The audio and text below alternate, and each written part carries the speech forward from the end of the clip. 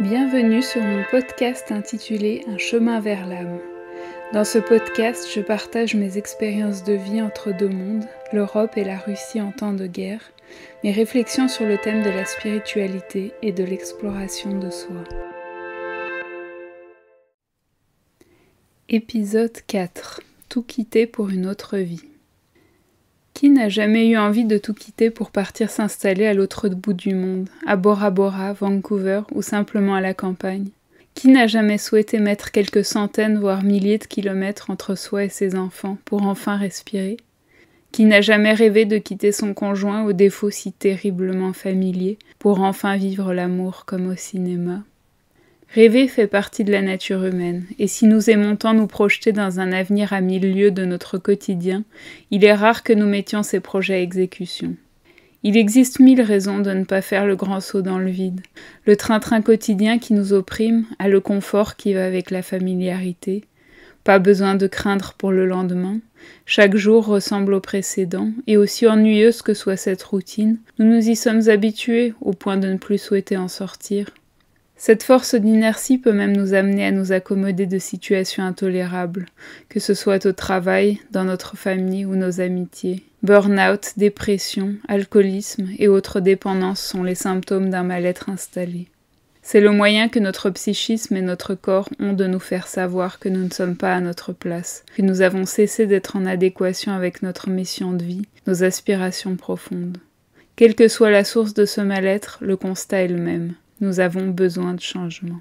Le plus souvent, nous préférons faire de petits ajustements à la marge, par peur du changement radical qui s'impose pourtant à notre esprit. Pourquoi avons-nous peur du changement?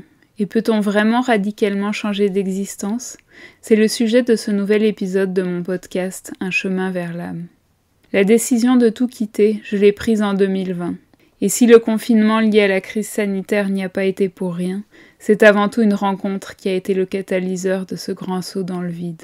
Il m'a suffi de quelques jours pour que ma vie bascule à jamais et que je décide de quitter mon mari et ma vie paisible en Suisse pour aller m'installer avec un autre homme en Russie.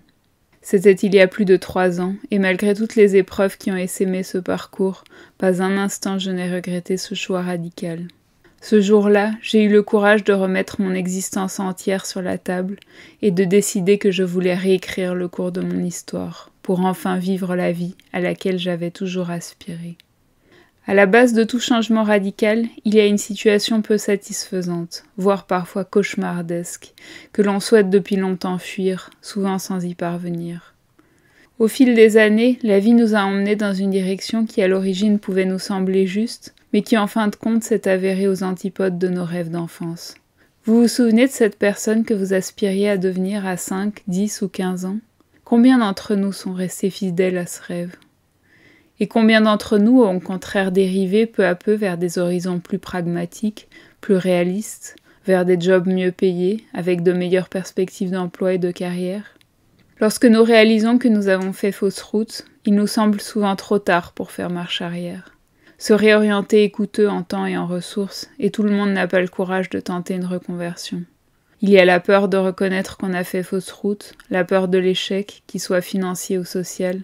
Et puis, il y a ces entraves que nous avons nous-mêmes créées, le crédit qu'il a fallu prendre pour acheter la maison ou la voiture, et que nous ne pourrons rembourser si nous renonçons à notre salaire attractif, les vacances vers des destinations exotiques, et les cours d'équitation dont nos enfants ne sauraient se passer.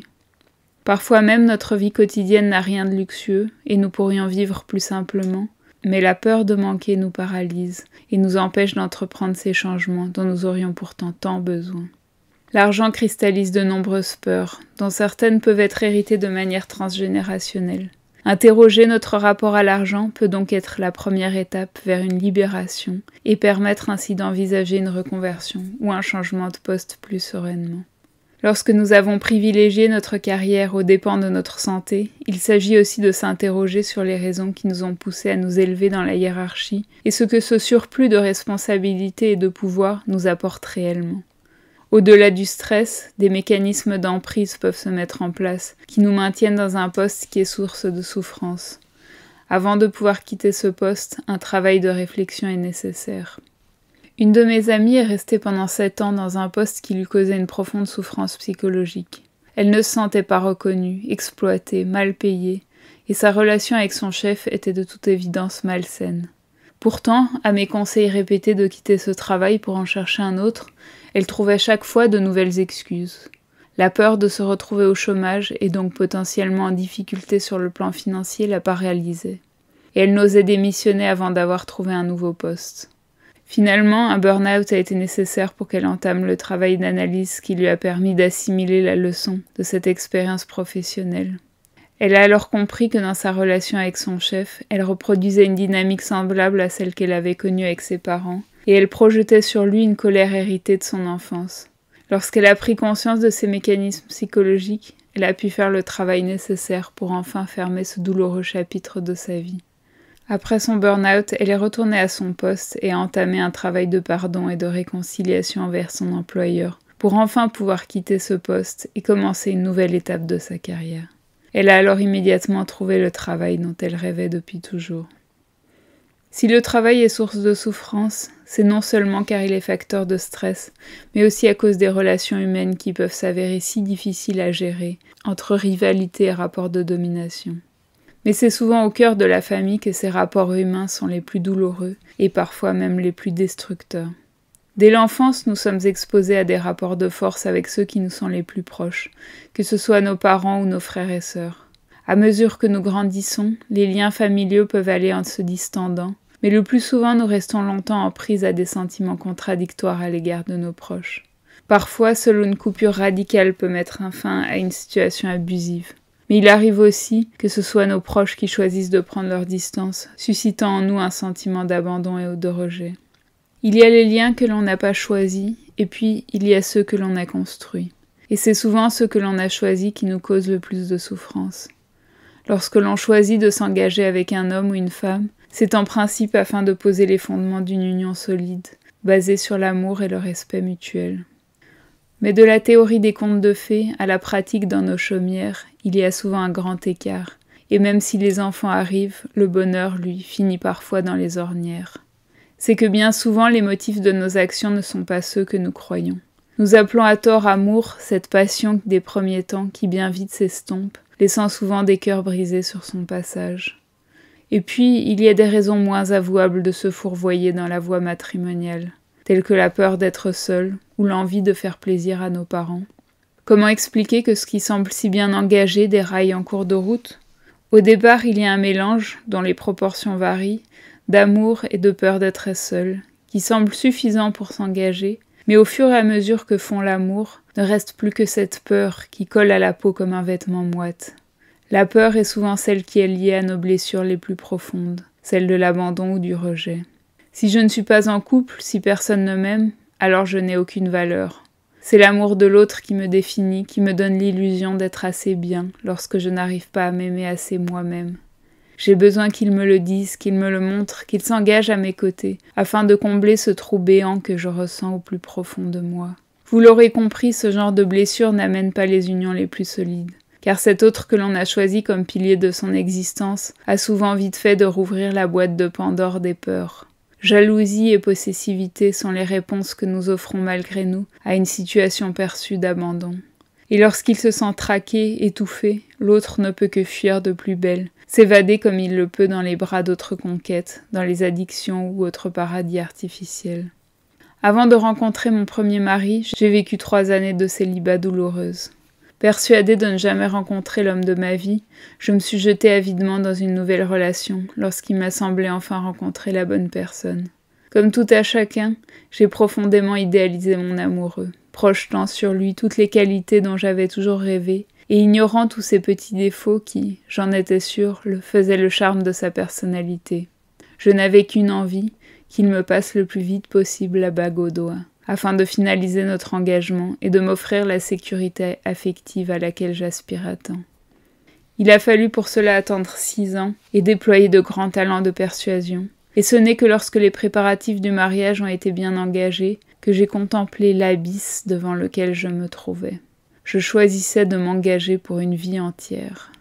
Et soudain, les doutes se sont mis à abonder. Était-ce vraiment l'existence dont je rêvais ? Étais-je prête à accepter ce compromis qui m'offrait certes la sécurité que je cherchais, mais au prix d'un renoncement à mes rêves ? Comme toute personne rationnelle, j'ai préféré mettre ces doutes de côté. Et 6 mois plus tard, nous devenions mari et femme. Si j'avais su que moins de 2 ans passeraient avant que je ne décide de mettre un terme à cette union, j'aurais été plus à l'écoute de ces doutes qui reflétaient toute mon ambivalence. Et pourtant, de l'extérieur, notre couple semblait sous bien des rapports idéaux.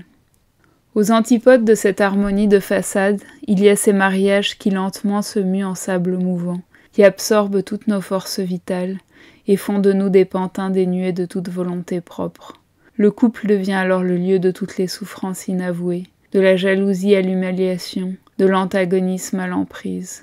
Et quitter cette toile d'araignée si patiemment tissée à 4 mains devient d'autant plus difficile qu'elle lie d'autres vies que la nôtre, celle de nos enfants dont la souffrance est le prix à payer pour acquérir notre liberté. À l'autre bout de l'Europe, celui qui allait devenir bientôt mon nouveau mari pensait que seule la mort le délivrerait du lourd fardeau familial qui était le sien. Avec le recul, il ne savait plus vraiment pourquoi il s'était marié à 23 ans, avec cette camarade d'études certes brillante, mais manquant singulièrement de tendresse. D'amour, il ne semblait jamais vraiment avoir été question, et seule la peur de rester seul paraissait avoir uni ces 2 êtres. Mais bientôt le mépris, la rancœur et la haine triomphèrent de l'amitié qui existait entre eux, et ce mariage devint un cauchemar quotidien, dont ni l'un ni l'autre ne semblait néanmoins prêt à s'extirper. C'est du moins la face visible de cette union qui, par l'un de ces étranges miracles de la nature, avait donné naissance à un enfant. Pour ceux qui croient à la réincarnation, il existe une autre face cachée de cette histoire, et de celle de tant d'autres couples malheureux, et c'est celle de la loi du karma. C'est parce que 2 âmes ont vécu ensemble pendant de nombreuses incarnations qu'elles se sentent irrémédiablement attirées l'une par l'autre. Elles ressentent une profonde familiarité, et une reconnaissance instinctive s'opère. C'est ainsi que peut-être vous avez d'emblée reconnu votre conjoint lors de votre première rencontre, que ce soit dans le métro ou une soirée étudiante. On appelle cela le coup de foudre, mais en réalité il s'agit avant tout d'un choc émotionnel, causé par la reconnaissance entre 2 âmes, le sentiment d'avoir trouvé un être cher depuis longtemps perdu. Parfois aussi ce processus reste dans le domaine de l'inconscient, et c'est avec le temps que le charme s'opère. Seulement voilà, ces existences passées ont laissé leur bagage émotionnel, et certains schémas tentent à se reproduire, à l'identique ou en miroir. Et l'idylle des premiers jours laisse avec le temps la place à d'acrimonieux rapports de force. Se dégager d'une relation karmique est très difficile, et ne peut généralement se faire qu'au prix d'une profonde prise de conscience. Avant ou après le grand départ, il est aussi essentiel de soigner ces blessures émotionnelles, qu'elles dérivent de la relation passée ou de notre enfance. À défaut, nous risquons fort de retomber dans une relation d'une même type, car les leçons que nous n'avons pas apprises nous sont souvent présentées de nouveau par la vie sous une nouvelle forme. L'une de mes amies suisses qui a grandi en Asie a eu le courage de quitter un mari maltraitant alors qu'elle avait eu 4 enfants avec lui. Elle s'est enfuie du Sri Lanka où elle vivait alors et est revenue en Suisse pour commencer une nouvelle vie en faisant table rase, tout en espérant que ses enfants pourraient bientôt la rejoindre. Mais une enfance malheureuse et un mariage placé sous le signe de l'humiliation l'avaient mal équipée pour survivre dans cette jungle de l'existence. À peine arrivée en Suisse, elle tomba amoureuse d'un collègue de travail qui semblait lui promettre cet avenir radieux qu'elle n'avait jamais connu. Et elle tomba enceinte de lui, scellant une nouvelle fois son destin. Car bientôt le prince charmant fit tomber les masques sous lesquels se cachait un pervers narcissique. À 2 reprises, la violence psychologique et physique amena mon amie à 2 doigts de la mort. Et lorsqu'elle se décida à quitter ce tyran, elle faillit bien enrichir la sombre rubrique des féminicides. C'est à ce prix terrible qu'elle a appris à se faire respecter et à s'aimer elle-même. Afin de commencer une nouvelle existence et de dire à jamais adieu au passé, il est donc important de se libérer de ces liens familiaux et amoureux toxiques et d'opérer un travail sur soi, sur les peurs qui nous paralysent, sur nos blessures émotionnelles longtemps refoulées et sur l'estime de soi. Car tout quitter peut paraître un choix égoïste, surtout lorsque l'on met dans la balance le bien-être de ses enfants. Et ce n'est qu'en choisissant de se donner la priorité que l'on peut, enfin, faire le choix d'être heureux. Tout quitter est généralement perçu comme un choix négatif. On quitte ce que l'on ne veut plus voir dans sa vie. Mais cela peut être aussi un choix positif, guidé par l'aspiration à être mieux aligné avec soi-même, ses valeurs. On choisit alors consciemment un nouvel horizon, une nouvelle vocation qui nous permettent d'être pleinement en harmonie avec soi-même. Pour ceux qui ont la chance de vivre un parcours spirituel, Tout quitter peut être le moyen de vivre pleinement sa spiritualité, en accord profond avec son moi supérieur, sa nature profonde. C'est ce choix-là que j'ai fait en 2020, en décidant de m'installer dans le pays vers lequel mon âme était depuis toujours attirée. Et s'il a fallu attendre de rencontrer l'amour pour effectuer ce tournant radical, c'est parce que cette nouvelle relation donnait un sens nouveau à ce saut dans le vide et me permettait de me projeter pleinement dans cette nouvelle existence. Mais partir, c'était rompre des liens, c'était mettre fin à une existence passée, car on ne renaît pas une nouvelle vie sans mourir à l'ancienne. Aujourd'hui, il me semble réellement qu'il s'agit de deux existences distinctes, que presque plus rien n'unit. Tout le monde n'a pas la chance de faire table rase du passé, mais cela ne signifie pas que nous devons cesser d'aspirer à devenir la meilleure version de nous-mêmes et à guérir les liens toxiques du passé pour aller vers l'avant. Vous écoutiez le podcast Un chemin vers l'âme de Daria Ustinova. Si cet épisode vous a plu, n'hésitez pas à mettre un like, à commenter ou à vous abonner à ma chaîne pour suivre les nouveaux épisodes.